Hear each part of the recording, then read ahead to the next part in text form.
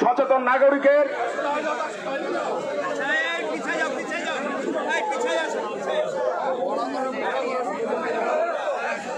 দিনাজপুর সচেতন নাগরিক দিনাজপুরের সচেতন নাগরিক বিভিন্ন সময়ে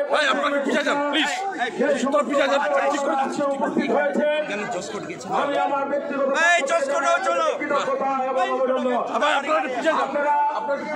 আপনাদের দৃষ্টিগোচর হয়েছে বিগত 3 মাস যাবৎ হাসিনা পলায়ন করার পর থেকে যে সকল দুষ্কৃতিকারী আওয়ামী পান্ডারা গ্রেপ্তার হচ্ছে তাদেরকে সোহাগ এবং আরেকজন বিচারপতি যারা ছাত্রলীগ থেকে এসেছে ইব্রাহিম তারা নির্বিঘ্নে জামিন দিচ্ছে। আমরা সচেতন নাগরিক লক্ষ্য করেছি বিগত যেই সরকারের আন্দোলনের কারণে বৈষম্য বিরোধী ছাত্র এবং বিএনপি সহ বিভিন্ন অঙ্গ সহযোগী সংগঠনের নেতাদেরকে গায়েবী মামলা দিয়েছিল, তাদের কিন্তু এখানে কোনোভাবে জামিনের কোনো ব্যবস্থা ছিল না। আবারও বাংলাদেশ বিচারক কার্যালয়ে বৈষম্যের শিকার হচ্ছে সবাই। যে পুলিশরা দুষ্কৃতিকারীদেরকে অ্যারেস্ট করছে তাদেরকে তারা জামিন দিয়ে সেই পুলিশদেরকে সকস পর্যন্ত করছে।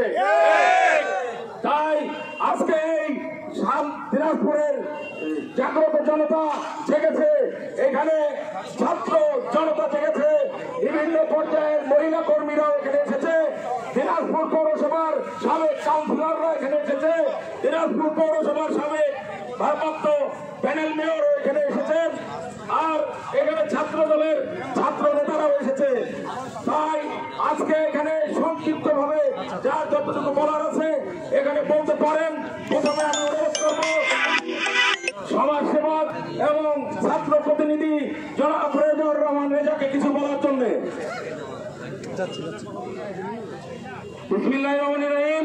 ফাঁসি ফাঁসি চাই, ফাঁসি ফাঁসি ফাঁসি চাই। বিসমিল্লাহির রহমানির রহিম।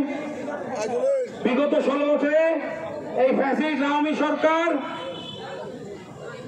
বিভিন্ন রাজনৈতিক সংগঠন সহ সাধারণ মানুষকে যেভাবে অন্যায়ভাবে অবিচার করে যেভাবে অত্যাচার করেছে, সেই অত্যাচারের বিচার আজকের এই জেলা জজ চিফ জুডিশিয়াল করতে পারেনি। কিন্তু গেল ছাত্র বৈষম্য আন্দোলনের সময়